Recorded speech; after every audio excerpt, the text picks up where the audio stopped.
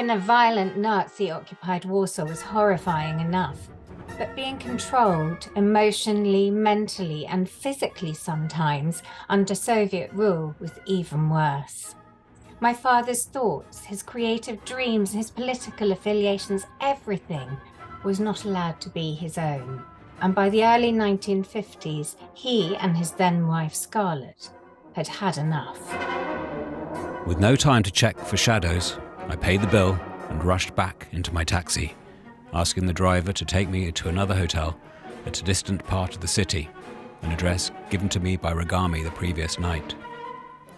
As we set off, I sat back in relief, but looking around I saw a car close behind us, driven by a grim-faced man with 3 equally unattractive passengers. I was about to shout to the stolid taxi driver that we were being followed by the communist secret police, but I stopped short, realizing that after witnessing my frantic dash into the hotel and out again with a suitcase, he'd probably assume I was a thief chased by local plainclothes detectives.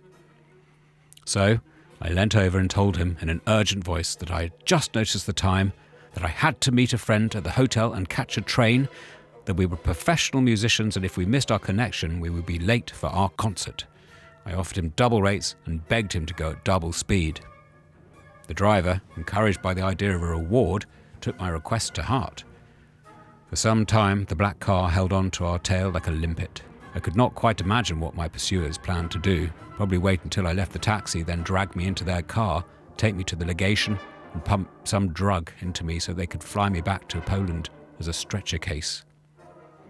"Can you not go even faster?" I asked the driver despairingly.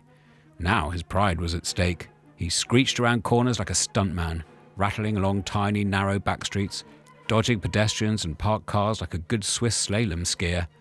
I was soon more frightened by our speed than by the car still tagging along behind. Then, suddenly, as a traffic light changed, we shot through it on red and left the legation car standing. I never saw it again. On reaching my destination, I gratefully gave the driver almost every franc that I had left. As I sat huddled on the bed, fearing I know not what, I lost all sense of time. Suddenly there was a loud knock on the door. My heart stopped beating. I waited silently.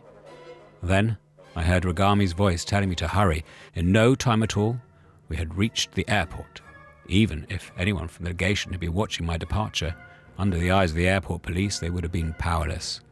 I was struck more than anything by the almost surrealistic normality of procedures as I checked my ticket and passport and went through to the plane. A couple of hours later, I was in London.